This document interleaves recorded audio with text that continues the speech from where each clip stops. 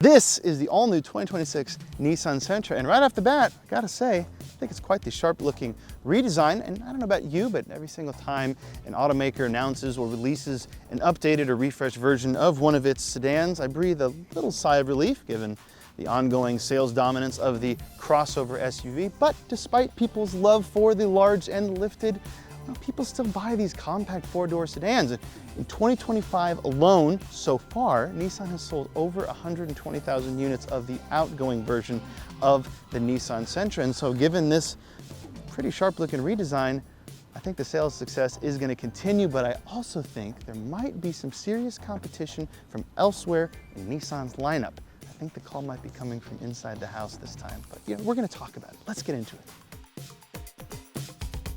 Yes, it's the Nissan Kicks, the automaker's own subcompact crossover that, in my opinion, poses the biggest danger to the new Sentra, despite those fairly strong sales of the outgoing sedan. Now, compare the base, no option 2026 Sentra to the base 2026 Kicks, and you'll find only a $280 difference between the two, with the Sentra a smidge cheaper with a starting price of $23,645. This is definitely apples to oranges, but that's also the whole point. With both, you get similar levels of equipment, refinement, and an almost identical powertrain, but the Kicks packs more space and functionality than the Sentra, as it is a crossover SUV. So from a car as a tool approach, as most cars in this price point are, the Kicks is almost a no-brainer.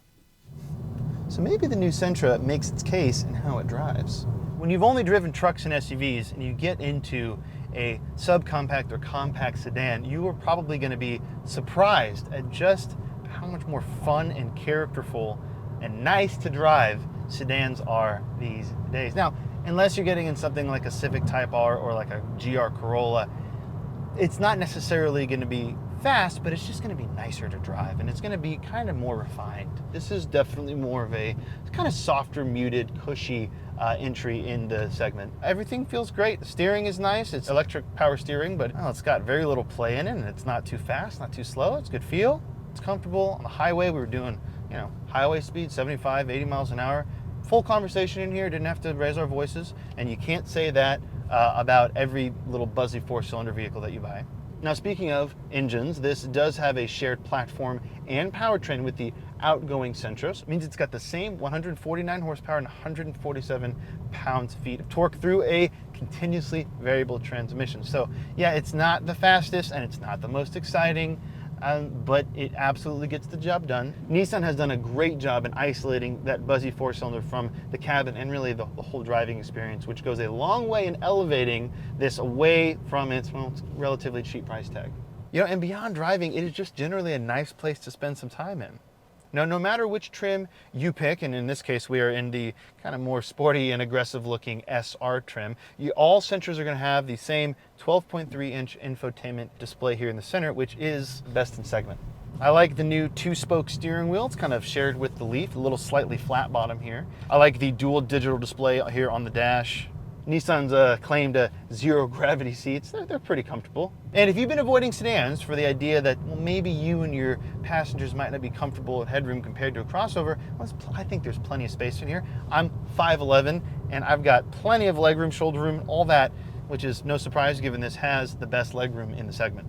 I like the materials, I like the presentation, I like a lot of hard buttons on the steering wheel here, but if I had to levy a complaint about this space, not the biggest fan of the touch capacitive panel here on the lower part of the center stack dash that controls the climate functions. And if you do happen to creep into the higher grades, you're going to get some nice creature comforts. You've got auto brake hold, wireless device charging, heated seats, and heated steering wheel.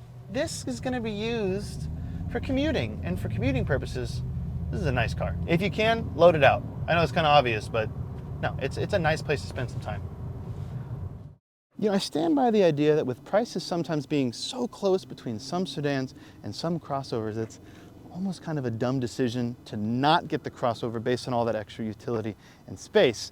But I think I'm missing the whole point here. I would rather have a sedan, and I know a whole lot of other buyers would as well. I mean, take the new Sentra. This is certainly more stylish and better to look at than any crossover that's near it in price, and it sure does drive nice. You know what? I'm going to flip it. Unless you really truly need that extra space and utility offered by an SUV, skip the crossover, get the sedan. You're just gonna have a better time. Now with that, I definitely have some more stuff to say about the new 2026 Nissan Sentra, but for my full thoughts and review, you gotta go to Cars.com/news.